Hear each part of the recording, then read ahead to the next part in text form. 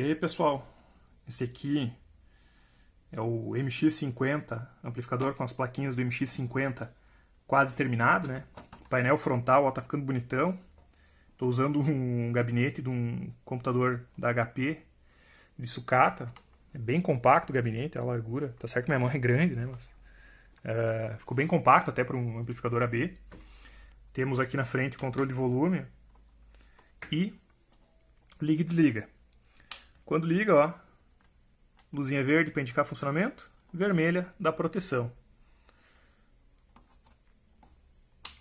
Desliga, vai, ó, apagou o verde, liga vermelho, a hora que a proteção aciona o relé, desliga e aí fica ligado. Ficando bonito, né? Como é que ficou painel traseiro? Painel traseiro, ó. Entrada de alimentação, aqui com cabinho tipo de fonte de computador, bem prático, né? Puxa, desconecta ele, fica só o gabinete. Porta fusível, aqui para entrada. Os dois terminais para as caixas de som. E a plaquinha aqui com as conexões RCA e P2, então dá para fazer a entrada tanto por RCA quanto por P2.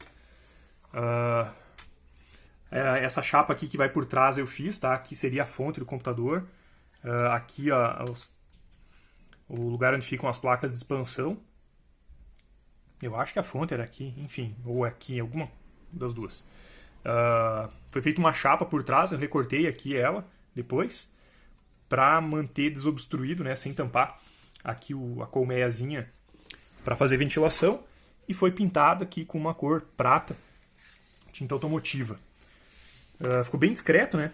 Combina bem com o galvanizado aqui da chapa, ficou bem bacana. Eu ia fazer de preto, mas ia dar muito destaque, e depois eu mudei de ideia e acabei fazendo na cor prata, ficou bem mais neutro. Não botei identificação aqui nos canais e coisa, tá tudo cru. Como é que ficou o layout interno? Layout interno, nós temos aqui, ó, duas placas da fonte. Cada placa dessas, eu não me recordo a potência, faz tempo que eu comprei, mas acho que deve ser coisa de 150 watts. Saída em 36 volts, então tem duas, né, para fazer a tensão simétrica. Precisa de mais 36, 0, menos 36. Tem duas. Essa aqui em cima é uma plaquinha de fonte de 12 volts que eu utilizo para alimentar a placa de proteção e o controlador de temperatura e a ventoinha. Nessa plaquinha aqui ela é 12 volts, eu tive que fazer uma enjambrina ali, para uma adaptação, para fazer a tensão de saída aumentar um pouco, porque essa plaquinha aqui da proteção ela não consegue funcionar com 12 volts DC, a gente precisa de uma tensão um pouco maior, daí eu acabei mexendo aqui nela para sair 14 volts, e aí a placa da proteção funciona. Um cuidado que eu tive, né, sempre que eu uso fonte chaveada eu faço isso, eu coloco uma placa extra de filtragem e sempre utilizo no mínimo um indutor de modo comum. Nessa aqui, como ela já tem um indutor de filtragem aqui, eu também não tinha muito espaço disponível, eu acabei fazendo uma placa mais compacta e utilizei só um indutor de modo comum, não botei mais indutores, e também acabei não botando fusível. Me arrependo, deveria ter feito uma placa maior, com mais indutância de filtro e também com porta-fusíveis. Por que eu não estou usando porta-fusível aqui, não estou usando fusível? Porque eu estou confiando só na capacidade de proteção da fonte. Essas fontes elas têm proteção interna, se ultrapassa a corrente nominal dela, ela baixa a tensão na saída, né, para manter a corrente. E caso a tensão que ela baixa até um certo ponto, né, caso ultrapasse o máximo que ela consegue compensar, ela desliga, né? Então eu estou confiando só nessa placa aqui, na proteção das placas da fonte com proteção de curto-circuito. O amplificador em si, né, ficou bem compacto, ó a minha mão aqui que é grande. Ficou bem compacto. Para você ter uma ideia, isso aqui é uma ventoinha de 80mm, né? Então, para um amplificador AB ficou bem compacto. E vou tirar aqui para não esbarrar e tomar choque, né? E foi o que deu para fazer, né, com o espaço disponível. Esse gabinete é pequeno, acabaram sobrando 2 buracos aqui, né? Esse aqui é até proposital para ter ar acumulado para soprar aqui no dissipador. E esse aqui não tão proposital assim, mas eu também não tinha como fixar muito bem aqui, acabei optando por fazer uma placa mais compacta. Aqui o dissipador. Esse dissipador aqui era de sucata de acho que de um inversor de solda, se não me falha a memória. E eu montei as plaquinhas aqui do MX50 nessa disposição aqui. Eu gostei dessa montagem. Depois eu coloquei aqui a ventoinha na frente. Notem aqui, né? Circuito de entrada, eu não estou ligando o aterramento. Eu ia ligar na carcaça, mas eu mudei de ideia. Acabei deixando sem aterrar, por isso que está ligado aqui na ventoinha, tá? E o aterramento eu só estou botando o negativo, o ground aqui da fonte DC, tá? O comum das duas. Eu não quis misturar as coisas e acabei optando por não ligar esse aqui da rede elétrica. Tinha que ter ligado aqui nas fontes, mas pelo que eu vi, o aterramento aqui nas fontes ele serve só para desviar ruído. Então, ele só vai naqueles capacitores de filtro ali, azulzinhos. Coisa que já tem aqui, então não vai fazer diferença para a fonte ter o aterramento ou não. Eu olhei lá embaixo na fonte e vi o que o aterramento servia. Já falei das plaquinhas do MX50 no outro vídeo, né? Falei do problema desse transistor aqui, do 2N5551, que o desenho da placa é para uma versão em que, se não me falha a memória, é base e coletor são invertidos, por isso que aqui está invertido, e também tem termo retrátil nos terminais, né, para isolar, para não ter perigo de fechar um curto-circuito. Que eu mudei, né, eu falei já no vídeo anterior, mas eu mudei fiz ali a adaptação para o trimpote para regulação de bias e passei a utilizar aqui transistor maior na saída, os dois SC5200 e dois SA1943. Por que eu mudei os transistores da saída, ou transistores da saída? Porque, vejam bem, esse aqui é um 1943 e esse aqui é o original que vem, que é o B817. Dá para notar a diferença de tamanho entre eles. Deixa eu botar aqui embaixo. A diferença de tamanho entre eles é consideravelmente maior os Toshibão. O que eu ganho com isso? Eu ganho potência. Mas não foi esse o motivo principal, né? Esse aqui suporta mais corrente. Pelo que eu vi, esse aqui suporta acho que 15, 16 amperes. Esse aqui suporta 12. A diferença não é muito grande, não. A potência, esse aqui é 150 watts. Esse é 100 watts. Mas também não é esse motivo que eu fiz essa mudança. Principal motivo, esse aqui eu tenho certeza que é um transistor original. Eu tenho fornecedor de confiança. E esse aqui, que é o que acompanha o kit, eu fiquei desconfiado que ele era falsificado, porque ele é muito fino. Aqui onde tem os terminais, eu consigo botar os dois lado a lado. Eu achei muito fininho o terminal dele, ó. Não dá pra ver. Mas eu já tive experiências com componentes eletrônicos falsificados e o principal problema, principal indicativo de falsificado era os terminais aqui muito fraquinhos. Esse aqui eu achei muito fininho por ser um componente de potência e eu acabei optando por utilizar os transistores maiores aqui porque eu tenho certeza que esses são originais. Então entrou um par desses Toshibas em cada saída. Ali, ó, B817. Comprei já mais um par de placas do MX50, porque eu acabei gostando muito, tá? Já vou adiantar isso para vocês. Eu gostei muito da combinação, né? Dessa forma que ficou.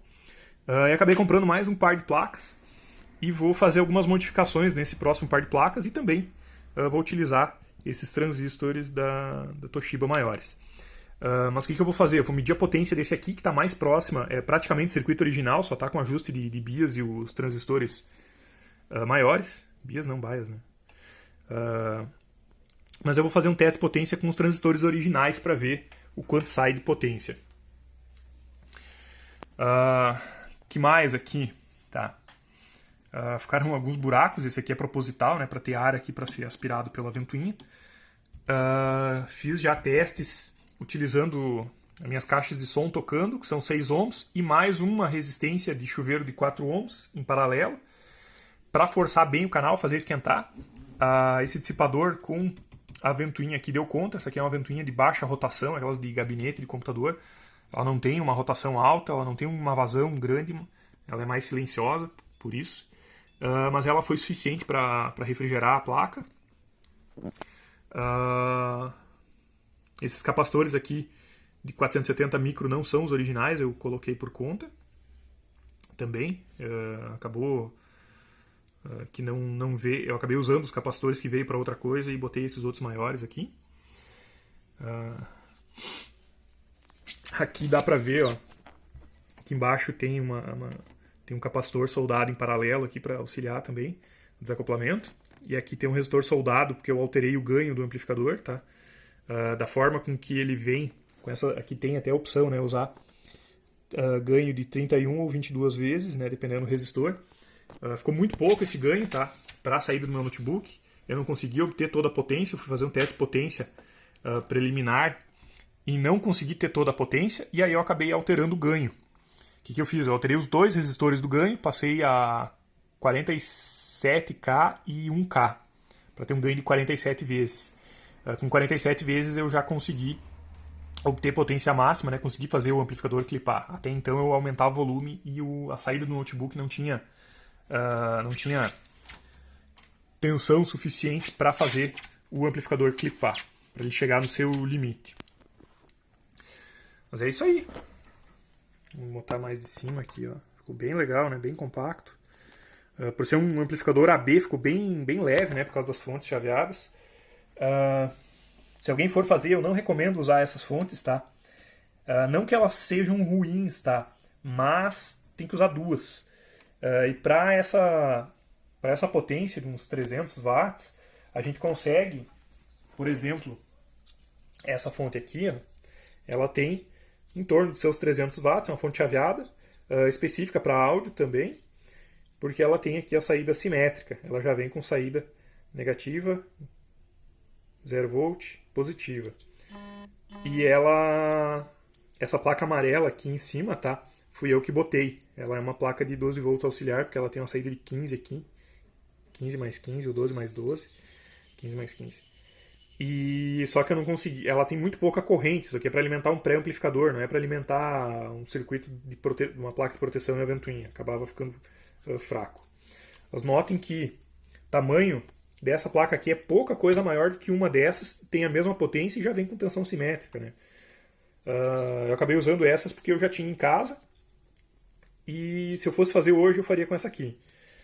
Colocaria uma dessa aqui e acabou. Que é o que eu vou fazer para o próximo amplificador. Essa aqui ela tem saída de 40 volts, então eu vou acabar forçando um pouco mais a saída do amplificador. Como eu uso caixas de 6 ou 8 ohms, essa tensão mais alta vai ser até uma coisa boa, né? Eu não uso em 4 ohms, então não vai fazer diferença para mim. Algumas considerações, tá? Em relação à montagem que eu fiz. Aqui, ó, tem a plaquinha de proteção, tá? Ela tá parafusada junto com o dissipador. E aqui tá colada em cima essa plaquinha de controle de ventoinha. Essa plaquinha de controle de ventoinha, tá? Deixa eu pegar... guardei onde? Perdi. Essa plaquinha de controle de ventoinha é a mesma que eu mostrei no vídeo, que ela tem um controle PWM que a gente consegue programar.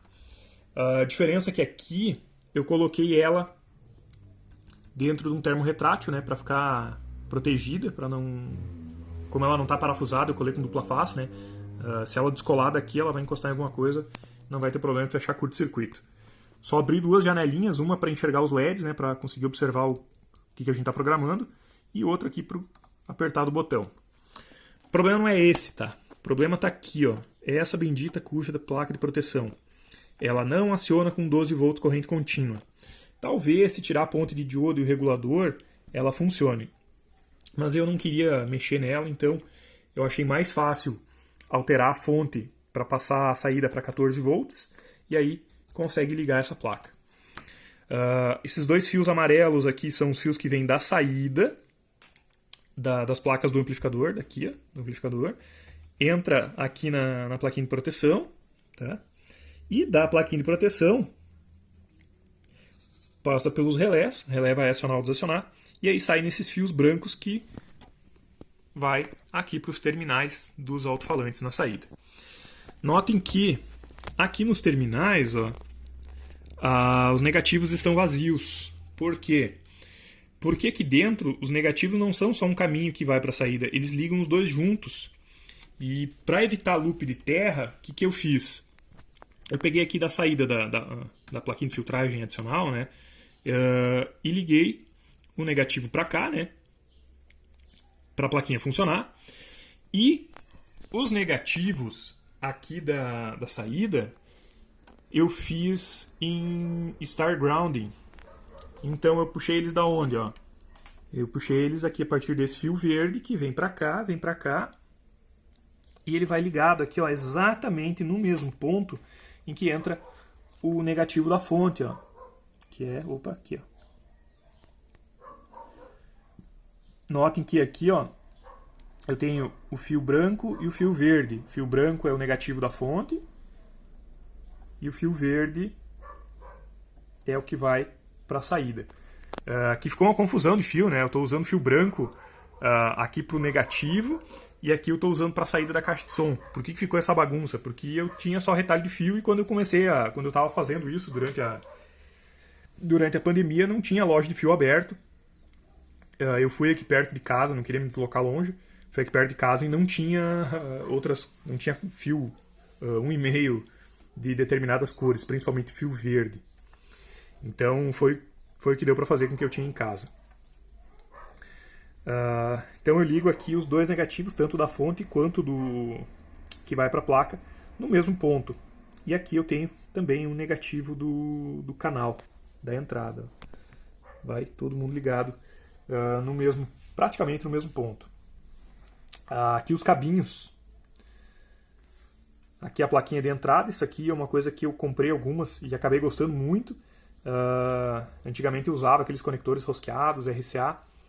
Hoje em dia eu estou usando essa plaquinha porque facilita bastante quando a gente vai fazer produção artesanal, né? A gente monta, desmonta. Ela tem os terminaizinhos aqui, consegue parafusar os fios. Do ponto de vista de robustez, esses terminais aqui são horríveis, né? Porque quem vai ficar andando com o aparelho para cá e para lá gera vibração, isso aqui afrouxa os parafusos, dá mau contato. Mas para prototipação, montagem caseira, isso é uma maravilha, facilita bastante para não ficar soldando e dessoldando as coisas.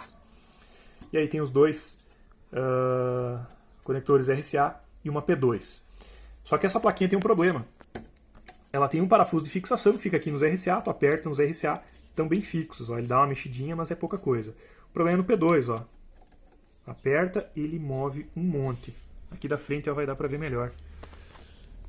Aqui ó, P2, cadê? Aqui ó, P2. A gente aperta, ó, ele afunda um monte para dentro. Teria que botar alguma fixação adicional aqui para apertar e ela não se mexer. O que eu faço? Eu boto com cuidado o P2. Ainda não bolei alguma coisa para resolver isso. E provavelmente nesse aqui eu nem vou fazer. Aqui dá para ver, né, a chapa pintadinha de prata. E aqui o recorte para ter essa região de ventilação. Um cuidado que eu tive, que eu acho que não vai dar para ver, tá? Vai dar sim. Um cuidado que eu tive, ó, ali no fundo, onde tem o dissipador, eu deixei uma folga. Essa folga é justamente para passar vento soprado pela ventoinha, passar por baixo, para melhorar a refrigeração. Para que isso, né? Para poder entrar ar aqui embaixo e passar para cá para refrigerar os transistores aqui, os drivers. E depois a tampa que vem por cima, ela é toda furada aqui em cima. Então vai ter fluxo de ar suficiente para refrigerar. Eu já testei Ficou bem bom. Então tá quase concluído. O que eu vou fazer ainda? Provavelmente eu vou colocar uma proteção térmica aqui, vou botar um termostato. Algo que eu estava pensando se eu ia fazer ou não, mas eu vou acabar fazendo, porque o dissipador não é tão grande assim. Acaba dependendo bastante da ventoinha em alta potência. Não sei se vocês notaram, mas quando ligar aqui, ó, o amplificador ligou, ó, a plaquinha aqui do controlador de ventoinha está ligada, e a ventoinha, ó, eu vou mexer com a mão, ó, ela está paradinha, está desligada. Por que aconteceu isso? Porque esse controlador aqui ele só vai fazer com que a ventoinha ligue quando ultrapassar uma certa temperatura. E aí ele vai variar linear. Isso eu vou mostrar nos próximos vídeos. Ficou mais extenso do que eu imaginei esse vídeo, tá? Mas tá aí, tá quase pronto o MX-50. Logo mais eu vou fazer um teste de potência dele pra gente ver quanto que ele consegue fornecer para a saída. Então é isso aí, pessoal. Até o próximo vídeo.